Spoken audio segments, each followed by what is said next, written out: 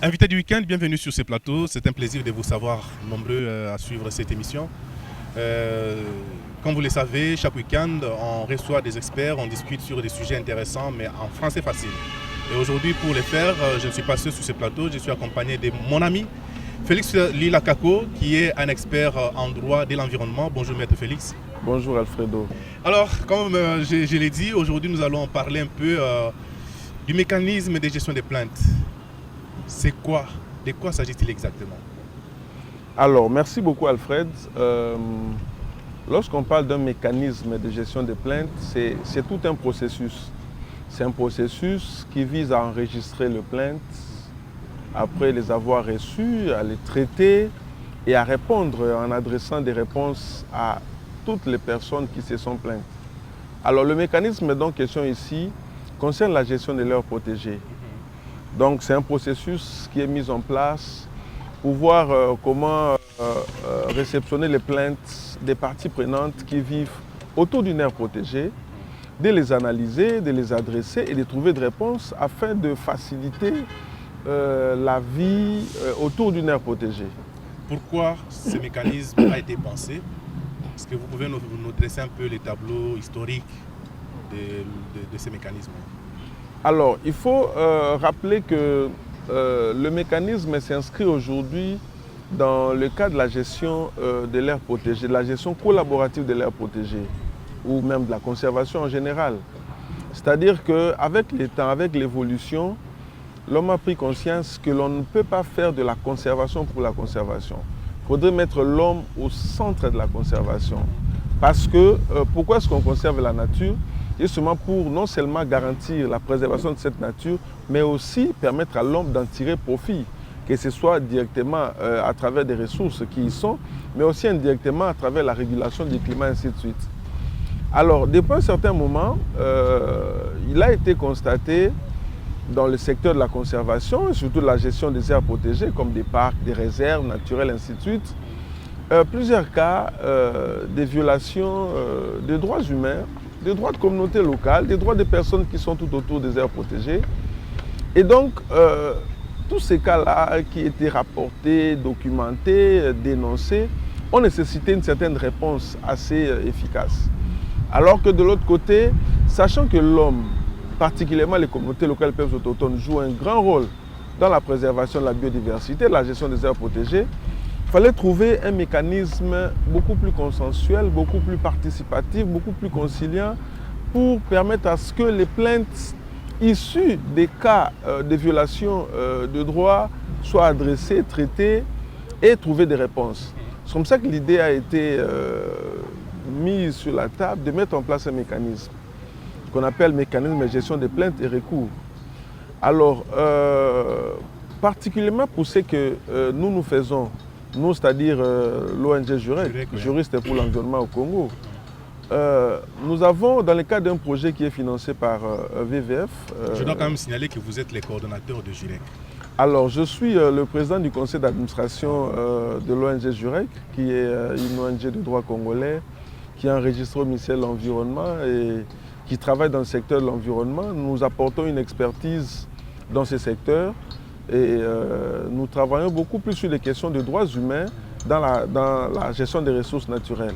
C'est dans ces cadres-là que nous mettons en œuvre ces mécanismes et particulièrement et pour l'instant au parc national de Salonga. Alors, puisque des cas de violations de droits humains ont été dénoncés, ainsi de suite, il y a un projet qui a été mis en place. Surtout autour du parc national de Salonga, mais plus tard aussi dans d'autres aires protégées. Mais pour ce qui est du parc national de Salonga, il y a un projet qui a été mis en place avec le financement, comme je l'ai dit, du gouvernement allemand, appuyé par le Fonds mondial pour la nature VVF, qui est en cogestion du parc national de Salonga avec l'Institut pour la conservation de la nature. Il était question de mettre en œuvre ce mécanisme-là, autour de l'aire protégée. Et donc, comment est-ce que ce mécanisme fonctionne? C'est que nous sommes partis du constat qu'il y avait quelques allégations, affirmations de violation de droits de communauté. Alors il ne fallait pas y aller sans méthodologie. Nous avons d'abord commencé par un déploiement des équipes, des experts, ici au niveau central, mais aussi des experts locaux, ceux des communautés qui vivent autour de l'aire protégée, où nous nous sommes rapprochés des communautés locales des peuples autochtones. D'abord pour faire un diagnostic, pour voir quel est le niveau de compréhension de ces communautés par rapport à leurs droits, mais aussi leurs obligations.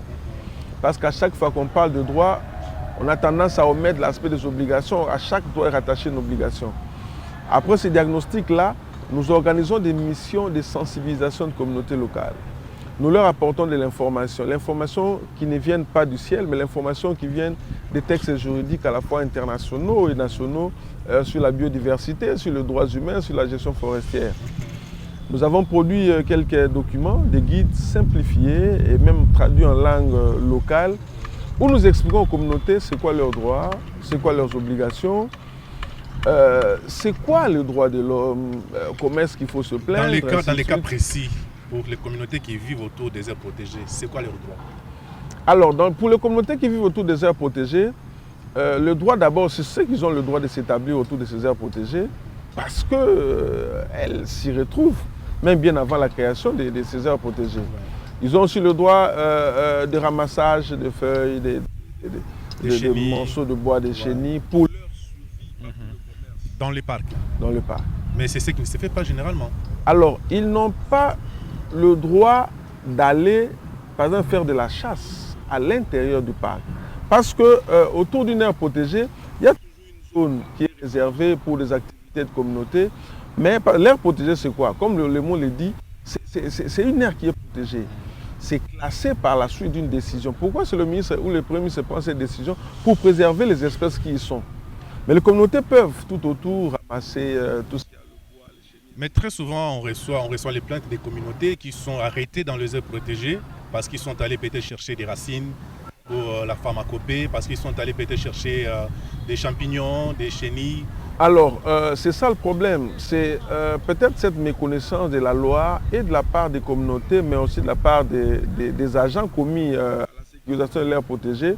Mais en réalité, ce qui est réprimé, c'est d'entrer dans une aire protégée et de pratiquer des activités illégales, qui sont de nature à ne pas préserver la biodiversité, ainsi de suite. Mais malheureusement, quand on va chercher les champignons, on t'arrête et c'est ça qui crée des tensions autour des aires protégées. Oui, en fait, mais c'est la raison pour laquelle le mécanisme a été mis en place. Justement, nous avons un bureau de consultation gratuite autour de l'aire protégée où nous recevons toutes ces plaintes-là. Les communautés viennent pour se plaindre pour tel autre cas, nous les recevons, nous analysons. Après analyse, nous essayons de voir si la plainte elle est sensible à la conservation ou elle n'est pas sensible. Si elle est sensible à la conservation, nous voyons comment traiter cela avec l'Institut Congo pour la conservation de la nature, spécifiquement avec l'unité de gestion de l'aire protégée. Et si elle n'est pas sensible à la conservation, nous aidons quand même les communautés parce que c'est un bureau de consultation gratuit, des avocats qui sont là à la disposition de communautés pour les aider à trouver des solutions à leurs problèmes. C'est comme ça que nous commençons par la sensibilisation pour que les communautés comprennent leurs droits mais aussi leurs obligations. Pour que les communautés comprennent la procédure pour adresser leurs plaintes. Parce qu'une plainte, lorsqu'elle n'est pas bien orientée, elle peut aussi faire perdre à son bénéficiaire le droit escompté. C'est comme ça qu'une fois que nous recevons ces plaintes, nous les traitons, nous les adressons au niveau des nécessaires, au niveau du parc, pour leur demander de nous donner des éléments. C'est un peu comme une phase préliminaire qui nous utilise dans les mécanismes. Okay. Mais pour en arriver là, comme je le disais, nous commençons par sensibiliser les communautés qui comprennent leurs droits, mais aussi leurs obligations. Nous avons produit quelques guides qui sont teintés des images, des explications en langue locale, ainsi de suite. Et après ces missions de sensibilisation, parce que le bureau que nous avons mis en place dans le cadre du mécanisme se trouve très éloigné, vous voyez, les parcs nationaux des Salonage, plus de 35 000 km, ainsi de suite. Très enclavé. Très enclavé. Nous aidons les communautés à se désigner entre elles leurs personnes de confiance sur base de certains critères, notamment ces personnes qui ne sont pas engagées dans les activités subversives par rapport à la conservation, qui respectent les droits humains, qui ont un certain niveau de compréhension, qui ne sont pas conflictuelles. Ce sont ces personnes-là qu'on qualifie de moniteurs communautaires. Okay. Nous organisons de manière libre l'élection devant leurs autorités administratives. Et ces communautés se désignent des personnes qu'on appelle des moniteurs communautaires qui seront considérées comme étant des personnes de confiance qui vont faire le relais entre les communautés et JUREC pour adresser les plaintes. Mais ils ne sont pas membres des JUREC, non? Ils ne sont pas membres des JUREC parce qu'en fait, il faut que je précise que le mécanisme de gestion des plaintes que nous mettons en œuvre, ce mécanisme pour sa réussite nécessite une certaine indépendance. Comme JUREC est une ONG indépendante, nous ne travaillons pas avec les membres des communautés comme étant membres, nous ne travaillons pas avec les membres des gestions de parcs, ainsi de suite. Nous prenons des membres de la communauté qu'elle-même désigne, mais qui facilitent justement le travail. Ils ne sont pas sous contrat de travail, ainsi de suite, mais c'est des facilitateurs en fait pour faciliter ce processus. Et donc, après avoir identifié ces moniteurs communautaires, parce qu'il est aussi question de leur donner le b.a.-ba sur des questions de droits de communauté, des droits humains, ainsi de suite, nous organisons des formations en faveur de ces moniteurs communautaires. Ces formations vont leur permettre de se doter des outils juridiques, institutionnels nécessaires pour faire leur travail. C'est comme ça que ces moniteurs communautaires vont se promener village en village, soit ensemble avec les experts de l'ONG JUREC, soit seuls, pour sensibiliser, mais aussi pour recueillir des plaintes et les adresser, les amener au bureau de consultation gratuite. Ah, d'accord. Mais jusque-là, vous parlez des droits des communautés, mais aussi des devoirs des communautés, mais nulle part je vois une mention faite aussi aux devoirs des éco-gardes ou du parc. Est-ce que c'est juste les communautés qui doivent respecter le parc et non les parcs qui respectent aussi les communautés? Alors, dans le cadre de ce processus que nous mettons en œuvre, l'avantage c'est que d'un côté, je travaille avec les communautés, mais le Fonds mondial aussi a recruté des experts pour former des éco-gardes, pour la connaissance des droits humains, pour la connaissance des règles de la conservation. Ils travaillent notamment sur la loi sur la conservation, sur les règles sur les éco-gardes, ainsi de suite. Et nous, dans le cadre de ce travail, nous avons des réunions récurrentes avec les responsables de l'aire protégée, avec les éco-gardes, pour qu'ils comprennent non seulement les questions liées aux droits, mais aussi qu'ils comprennent le travail de mécanisme que nous faisons, pour qu'ils ne nous considèrent pas comme étant des ennemis, mais plutôt des personnes qui sont là pour faciliter la gestion de l'aire protégée. Parce qu'aujourd'hui, on peut mobiliser des millions et des millions pour la gestion des aires protégées, mais si les droits humains de communauté, si les droits humains des personnes vivant autour de l'aire protégée ne sont pas garantis, c'est des fonds qui sont appelés à disparaître sans produire des effets. C'est la durabilité qui est mise en cause. C'est comme ça que nous pensons que mettre en œuvre un mécanisme, ce n'est pas un mécanisme qui ne devrait considérer que les communautés locales, mais aussi ceux qui sont commis à la gestion de l'aire protégée.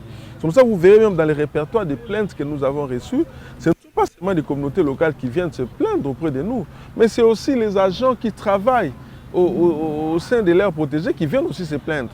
Heureusement que dans le cadre de ce mécanisme, toutes nos fiches sont frappées de sceaux de confidentialité. Nous gardons l'identité pour besoin de préservation, de sécurité, ainsi de suite. Mais est-ce que, quel est justement le problème qui ressort très souvent dans les plaintes que vous recevez? Du côté des communautés par exemple, ils se plaignent de quoi de manière générale?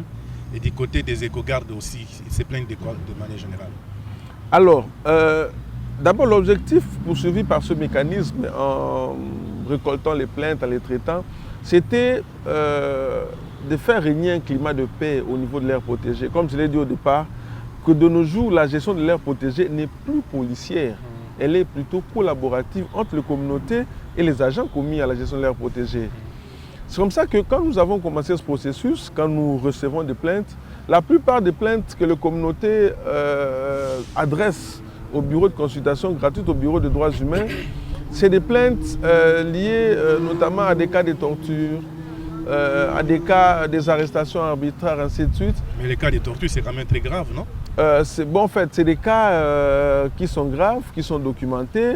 Et heureusement que lorsque nous les recevons, avant même toute poursuite judiciaire, nous saisissons les gestionnaires de l'aire protégée et qui, à leur tour, prennent le temps de mener des enquêtes et des sanctions sont infligées. Et nous avons constaté au fil des temps que ce processus est mis en œuvre, qu'il y a diminution et des cas de violation de droits humains, mais aussi des plaintes. Okay. Donc, de manière progressive, et ça c'est vraiment un des facteurs de succès de ce processus, c'est que les communautés comprennent leurs droits et leurs obligations et les agents commis aussi à l'aire protégée comprennent leurs droits et leurs obligations. Ce qui fait que déjà la gestion devient collaborative, commence à communiquer pour dire écoutez, ne franchissez pas ces limites. Sinon, nous aussi, nous allons nous plaindre auprès des bureaux des jureks. Ça, pour nous, c'est déjà une joie. Et les communautés elles-mêmes aussi commencent à dire aux agents commis à la sécurisation de l'aire protégée que si vous osez violer nos droits, nous allons les adresser au bureau des jureks. Okay. Donc pour nous, en fait, c'est une mentalité qui est en train de s'ancrer au niveau de communautés locales qui s'enracine et qui permet à ce que le processus devienne beaucoup plus participatif, mais aussi évolutif. Et du côté des éco-gardes, c'est quoi? Quelles sont les plaintes? Du côté des éco-gardes, nous avons aussi reçu des plaintes contre les membres de la communauté. Parce qu'en fait, les éco-gardes sont commis à la sécurisation de l'aire protégée.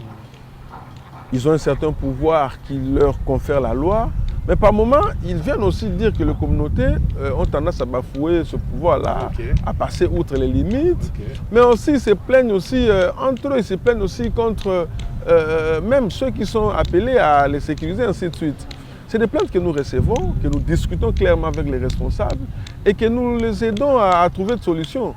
Et l'avantage de ces mécanismes, c'est que bien que Jurek demeure une ONG indépendante par rapport et aux bailleurs de fonds qui financent le process et à l'agence de gestion des parcs, mais nous avons mis en place une procédure d'escalade des plaintes. De telle sorte que lorsque nous recevons des plaintes, nous les analysons, nous voyons l'opportunité de l'adresser ou pas, un peu comme un recours administratif au niveau de l'ICSN pour dire, voilà, nous avons reçu telle plainte. Et dans le cas de ce protocole d'escalade, nous avons même défini ensemble des délais. Pour dire que quand Jurek reçoit la plainte, il a 3 jours pour analyser, pour l'adresser. Il l'adresse à l'ICSN, il dispose de 5 jours. Et après, il y a des missions conjointes de vérification des faits. Et après, nous attendons des actions de leur part. Il y a des suspensions qui sont infligées aux agents, il y a des permutations, ainsi de suite. Et ça permet à la communauté de comprendre que ceux qui sont là ne sont pas comme des petits dieux, ne sont pas là pour traquer la communauté, mais sont là pour sécuriser l'aire protégée. Et aussi aux éco-gardes de comprendre qu'ils ont des obligations vis-à-vis de communauté, que la loi leur donne, ainsi de suite. Ah, super. Mais est-ce que tu as un cas concret que je peux dire emblématique de votre travail sur le terrain qui vous marque? D'abord, c'est un processus qui est très passionnant parce que vous avez un bureau sur terrain, un bureau qui est ouvert tous les jours où les communautés viennent, ils viennent présenter leur cas. Après, vous discutez avec les communautés, vous sentez l'interaction et après avoir traité, vous devez rentrer au niveau de communauté par des voies de redevabilité pour leur donner un peu de l'information. Et parmi les cas que je peux considérer comme emblématiques, c'est surtout les cas où les membres des communautés viennent se plaindre au bureau de Jurek pour accuser les agents commis à l'aire protégée de percevoir de l'argent pour faciliter l'accès à l'aire protégée, pour les activités de pêche, ainsi de suite. Alors ce qui est passionnant et intéressant dans ça, c'est que quand vous recevez la plainte, vous constatez que la communauté commence déjà à prendre conscience de la protection de l'aire protégée. En dénonçant ce genre d'actes, les communautés se disent, tiens, mais nous avons compris que l'aire protégée doit être protégée. Pourquoi est-ce que celui qui est commis à sa sécurisation facilite encore l'accès? Nous devons dénoncer. Et ce qui est bien dans ça, c'est que quand nous saisissons l'ICSN et qu'il y a des sanctions qui s'en suivent, quand vous vous rapportez au niveau de la communauté, vous sentez même la joie, vous sentez que... Donc c'est ça qui est vraiment intéressant pour nous. Mais vous n'avez pas peur que demain vous deveniez comme un tribunal? Parce que j'ai l'impression que ça prend cette dimension-là. Alors là, c'est la précision que nous donnons, même dans les guides, nous précisons que le mécanisme de gestion des plaintes ne se substitue pas aux cours et tribunaux. C'est un peu comme une phase administrative préalable. Le but pour nous, nous sommes avocats, mais le but pour nous, c'est de ne pas prendre les cas et les adresser directement devant le cours des tribunaux. C'est de suivre la procédure. Pourquoi nous suivons cette procédure? C'est pour assurer que des conflits qui naissent ou qui pourraient naître entre les communautés et l'aire protégée ne soient pas de nature à gâter l'ambiance de la gestion de l'aire protégée. J'insiste que de nos jours, la gestion de l'aire protégée est collaborative entre les gestionnaires et les communautés. C'est comme ça que le mécanisme permet de créer un peu ces climats-là de convivialité, d'échange. Donc si je comprends bien, vous essayez un peu de tout faire pour que les choses s'arrangent à l'amiable. C'est en fait ça notre souci. Un peu, nous jouons ce rôle de facilitation pour régler les différends. C'est un peu comme un mode de règlement pacifique des différends pour que, autour de l'aire protégée, que les deux parties se parlent, que les deux parties sachent trouver leur solution. Mais c'est seulement lorsqu'il n'y a pas de solution que nous accompagnons les communautés vers les cours et tribunaux. Mais ce n'est pas ça l'ambition, ce n'est pas ça la finalité. Mais est-ce qu'il y a aussi des communautés que vous avez déjà accompagnées devant les cours et tribunaux? Alors jusqu'à présent, parce que le mécanisme marche, parce que nous n'avons pas encore connu beaucoup de résistance du côté de l'ICSN pour répondre à certains cas, parce que lorsque nous ne trouvons pas de solution au niveau même du parc national, nous saisissons directement la direction générale de l'ICSN à travers la cellule des droits humains qui réagit. Et parce que le mécanisme fonctionne aujourd'hui, et parce qu'il permet que les communautés vivent ensemble avec leurs protégés, nous n'avons pas encore trouvé l'intérêt ni des cas qui nous ont poussés à l'extrême. Et s'il y a des cas comme ça où il y a résistance du côté de l'ICSN de réagir, nous ne ménagerons aucun effort pour le faire. Aucun cas n'a été encore transféré. Aucun cas pour les situations liées aux aires protégées n'ont été transférées devant les parquets ou les cours et tribunaux. Mais par contre, parce que je l'ai dit, que dans la réception de plaintes, nous les catégorisons en deux. Lorsque le bureau est ouvert pour tous les membres de la communauté, pour les éco-gardes, ainsi de suite. Lorsque quelqu'un amène sa plainte, sa dénonciation, nous le recevons, nous analysons. Après analyse, nous essayons de classer ces plaintes-là en deux catégories. Soit c'est des plaintes qui sont sensibles à l'aire protégée, soit c'est des plaintes qui sont moins sensibles à l'aire protégée. Pour des plaintes qui sont sensibles à l'aire protégée, nous les adressons, nous discutons avec l'ICSN pour trouver des solutions. Et la plupart trouvent des solutions. Pour des plaintes qui sont non moins sensibles à l'aire protégée, mais qui peuvent troubler la vie au sein de la communauté, nous prenons la casquette d'avocat, nous accompagnons ces parties prenantes devant les instances, soit la police, soit le service de sécurité, et c'est des cas aussi qui ont trouvé des solutions. Nous le faisons pourquoi? Parce que... Attends, si je vais bien comprendre, c'est que au-delà des problèmes qui touchent aux aires protégées, donc disons au parc national de la Salonga, vous intervenez aussi au problème, ça peut être quelqu'un qui a volé les biens d'une autre personne qui vient se plaindre auprès des JUREC et vous accompagnez cette personne-là. Voilà, nous les accompagnons justement pour deux raisons. D'abord, tout autour, il n'y a pas des instances, il n'y a pas de conseils, ainsi de suite. Et deuxièmement, nous voulons que les communautés comprennent qu'en adressant leurs plaintes, elles ont droit à trouver de réponses. Et que ces problèmes, qui ne sont pas intimement liés à la gestion de l'aire protégée, peuvent troubler l'ordre tout autour de l'aire protégée. C'est comme ça que nous les accompagnons devant les instances policières. Et là, vous agissez comme un cabinet d'avocats. Oui, mais pour faciliter les communautés, quoi. C'est-à-dire que bon, nous ne facturons pas en termes d'honoraires, ainsi de suite. Nous le prenons dans cette mission de vocation, d'accompagnement de l'aire protégée, parce que n'oubliez pas que la mission des JUREC, c'est quoi? C'est aussi d'offrir un accompagnement juridique, mais aussi judiciaire aux communautés locales. Nous essayons de voir dans cette constellation où les communautés sont distantes des juridictions, où les communautés n'ont pas accès à la justice, nous considérons comme étant l'interface, cette partie qui peut accompagner les communautés. C'est là où moi j'ai peur que demain vous puissiez être considéré comme un parquet, un tribunal, parce que le mécanisme ne se substitue pas aux cours et tribunaux. Nous n'avons pas ce pouvoir-là et nous connaissons la loi, nous connaissons la procédure, nous ne pouvons jamais le faire. Mais nous facilitons plutôt aux communautés. L'accès à la justice, c'est quoi? L'accès à la justice, ce n'est pas seulement aller devant le cours et tribunaux, mais c'est d'abord faciliter les communautés de trouver leurs solutions aux problèmes qui les rongent. Et lorsque nous utilisons le mode de règlement pacifique des différends pour faciliter la vie, notamment autour de l'aire protégée, pour nous, en fait, c'est une contribution à l'accès à la justice. C'est comme ça que, loin de nous l'idée d'une substitution à des cours et tribunaux, nous sommes plutôt en train de jouer un rôle de facilitation pour permettre aux communautés d'accéder tant soit peu à la justice et de trouver des solutions à leurs problèmes. Mais est-ce que vous pensez, parce que vous avez dit que c'est dans un milieu où il n'y a peut-être même pas des instances judiciaires, est-ce que pensez-vous peut-être mener un plaidoyer pour qu'il y ait demain après-demain des instances qui peuvent s'installer autour de ces terres protégées-là? Ça, c'est une demande assez importante et nous pensons qu'au-delà d'avoir de cours et tribunaux sous forme d'infrastructures avec des institutions bien établies, c'est surtout d'assurer que les communautés locales qui sont dépourvues de moyens financiers puissent avoir des facilités d'accès à la justice.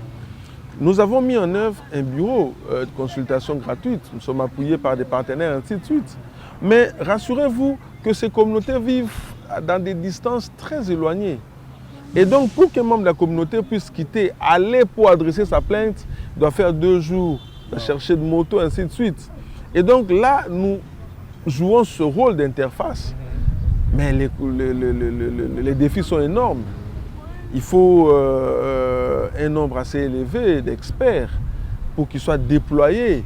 Nous avons un nombre assez réduit d'experts qui prennent de vélos, de motos pour aller sensibiliser, récolter des plaintes, ainsi de suite. Mais le nombre est tellement limité qu'il faut élargir parce qu'il faut faciliter aux communautés l'accès à la justice. C'est un droit constitutionnel, il faudrait que l'État y travaille et nous ne faisons qu'une partie et nous pensons qu'il est vraiment important de renforcer cet élément-là. Combien de plaintes avez-vous déjà reçues? Et aussi, je voudrais savoir, le mécanisme a commencé quand? Et pendant ces laps de temps, combien de plaintes vous avez déjà enregistrées? Alors, dans le cadre de ce projet, nous avons lancé les activités au mois d'août 2021. Okay. Donc aujourd'hui, c'est 2 ans. Alors pendant ces 2 ans, ce n'était pas directement l'ouverture de bureau réception de plaintes. Parce que le mécanisme vise 2 objectifs. C'est d'abord d'apporter l'information, la sensibilisation de communautés sur leurs droits, sur leurs obligations, sur la législation, sur toutes les questions qui peuvent toucher à l'aire protégée. Parce que nous sommes d'avis que si l'information n'est pas apportée aux communautés ne sauront pas faire la différence entre droits et obligations et les communautés ne sauront pas apporter leurs plaintes. Parce qu'aujourd'hui, si vous ne connaissez pas vos droits, vous ne saurez pas les réclamer. Donc c'est ça la première phase, la sensibilisation, l'apport de l'information. Et dans cette première phase de sensibilisation, nous ne touchons pas seulement les communautés, nous touchons les autorités politico-administratives. Nous impliquons les administrateurs du territoire, nous impliquons les chefs de secteur, les chefs de groupement, ainsi de suite. C'est la deuxième phase maintenant qui constitue la réception de plaintes à travers les bureaux que nous avons érigés dans le territoire de Monkoto, qui est notre base et qui est en déploiement au niveau du village. Alors, durant tout ce temps, nous avons eu à parcourir, parce que le parc national de Salonga, c'est 4 provinces. C'est la Chuapa, c'est le Kasaï, c'est le Maïndombe et c'est le Sankourou. Alors il fallait procéder par la sensibilisation au niveau de tout le village, mais comme c'était aussi pratiquement impossible, lié aux moyens, lié à la logistique, nous devions toucher des villages qui se situent à au moins 20 à 30 km de l'aire protégée. Et ça devait déjà nous prendre du temps. Pour quitter Monkoto, où nous avons notre base, pour arriver dans le Sankourou, il faut retourner par exemple par Kinshasa, prendre un autre vol, ainsi de suite. Voilà un peu les défis. Alors ce qui fait qu'aujourd'hui, nous sommes quand même fiers d'avoir couvert pratiquement 3/4 de villages pour lesquels nous sommes assignés. Et au nombre de plaintes que nous avons reçues, les plaintes avoisinent autour de 160 à 170 plaintes. Et dans toutes ces plaintes-là, nous avons des plaintes qui touchent l'aire protégée, pour laquelle la plupart ont trouvé de solutions. Nous avons des plaintes qui touchent non censées l'aire protégée, qui ont trouvé toutes des solutions. Et nous sommes en train de discuter encore avec l'agent de gestion des parcs pour résoudre certaines autres plaintes. Nous avons des cas où des gens qui se sont plaints parce que leur prise en charge n'était pas suffisante. Nous avons vu l'agent des parcs. Donc en fait, c'est autant quoi. C'est autant de plaintes que nous avons reçues. Et nous pensons qu'il est vraiment important aujourd'hui de renforcer ces mécanismes-là. Qu'il ne s'arrête pas au niveau du parc national de Salonga, mais de l'établir autour d'autres aires protégées. De mettre en place un mécanisme indépendant où une structure indépendante va accompagner la communauté, va travailler avec la structure de gestion de l'aire protégée. Et cela contribuerait vraiment à la réduction des tensions, des conflits qu'il y a autour des aires protégées. Maître Félix Lilakako, je vous ai suivi religieusement et vous êtes revenu sur le mot indépendance 3 fois dans votre discours.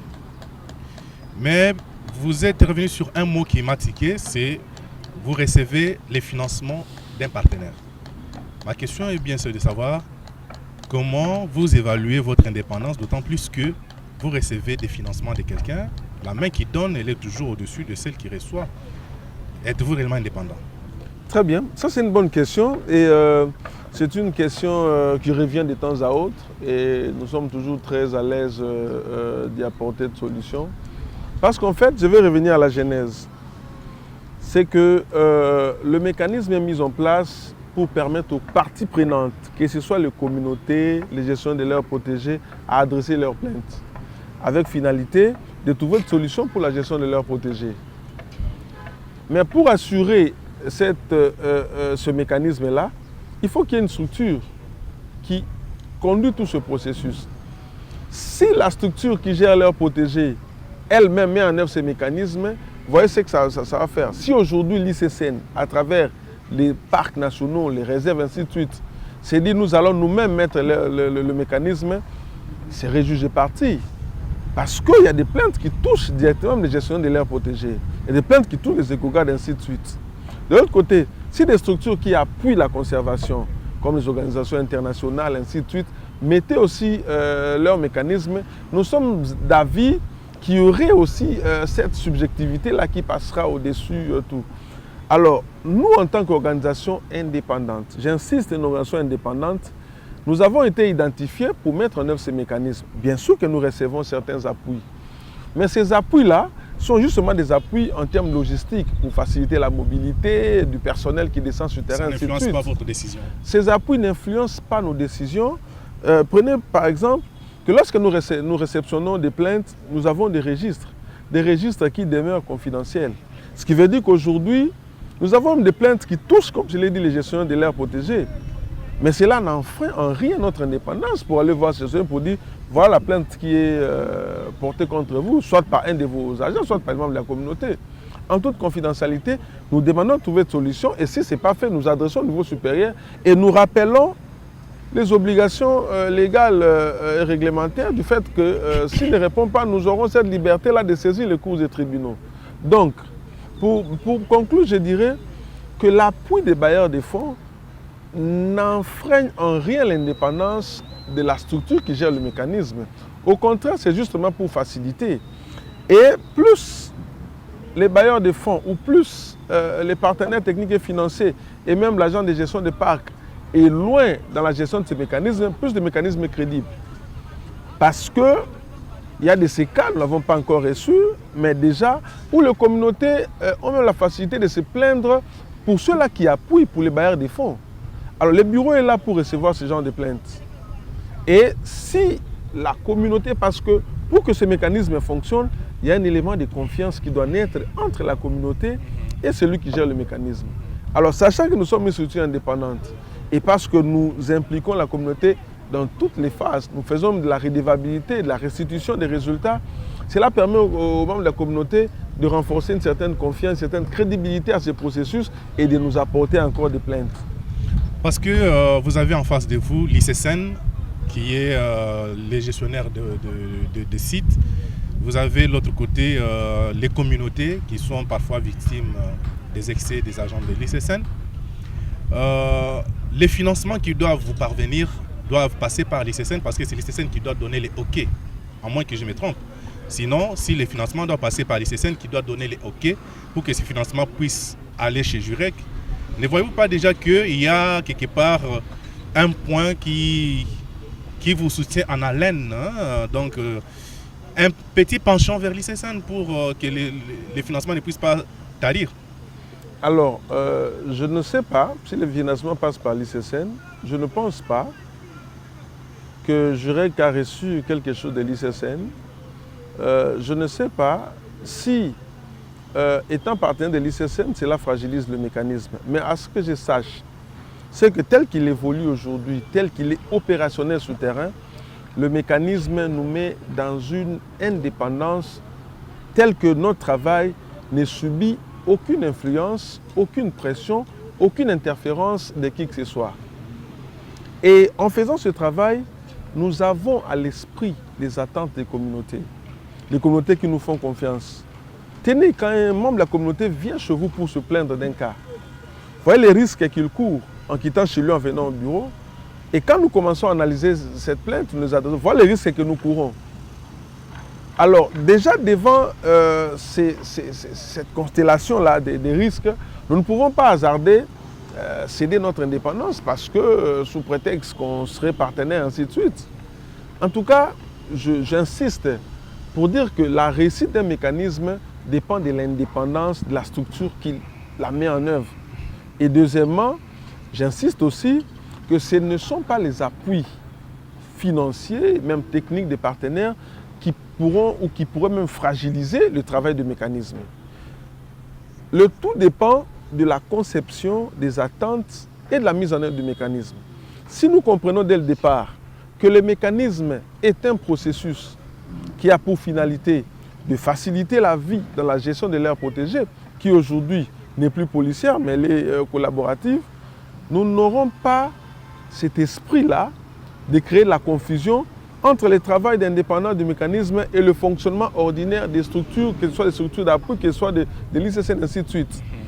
Et nous encourageons tous ces partenaires-là qui travaillent, qui appuient la gestion de l'aire protégée, à mettre en œuvre un mécanisme qui soit indépendant pour faciliter ces dialogues. Parce qu'en fait, pour nous, c'est ça, de faire régner un climat de coopération, de collaboration permanent et constant entre les communautés, chacun restant dans les limites de ce droit, mais se facilitant de part et d'autre pour la gestion de l'aire protégée. Parce que vous disposez aujourd'hui d'une expérience de 2 ans de la mise en œuvre de ces mécanismes, donc on peut penser que Jurek est prête à répliquer cette expérience dans d'autres aires protégées? En fait, la vocation des Jurek, c'est justement travailler sur ces questions de droits humains liées à la gestion des ressources naturelles aux aires protégées. Nous avons d'ailleurs travaillé, nous avons enrichi les guides standards du mécanisme qui a été adopté au niveau national. Nous y avons apporté notre expertise et notre expérience et je ne vois en rien ce qui empêcherait que ce processus qui est riche, qui est en train de se construire,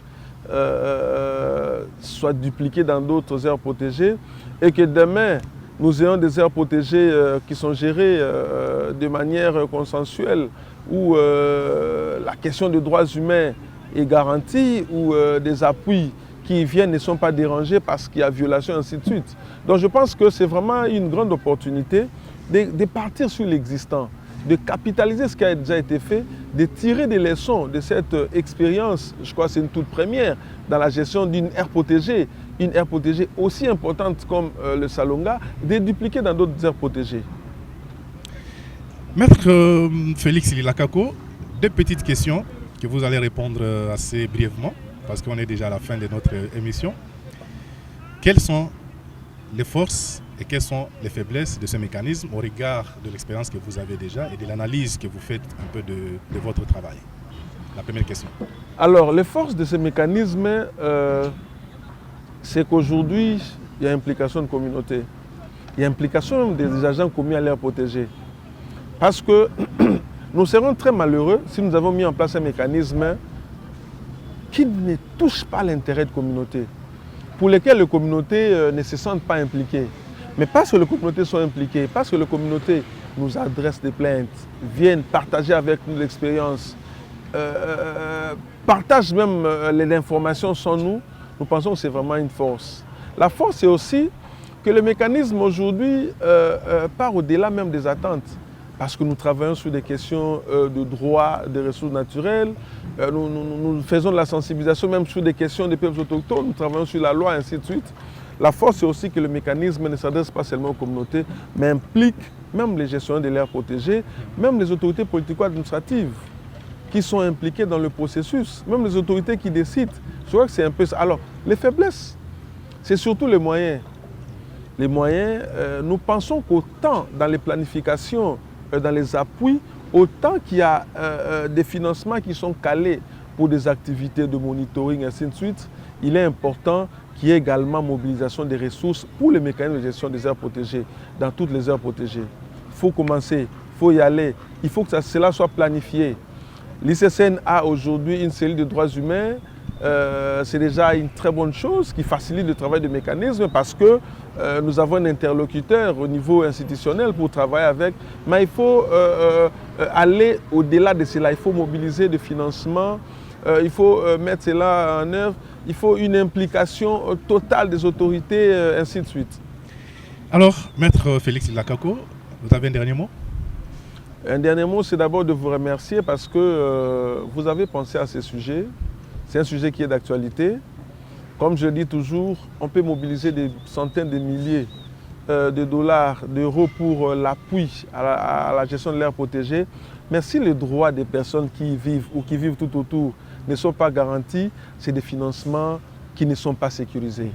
Alors j'invite vraiment tous les partenaires qui sont en cogestion, tous ceux qui appuient la gestion de l'air protégé, à jeter un regard sur ces mécanismes, à développer le mécanisme autour des aires protégées, à penser aux communautés locales qui, depuis des années, ont eu à protéger, à sécuriser ces espaces qui constituent aujourd'hui des aires protégées en mettant en place ces mécanismes.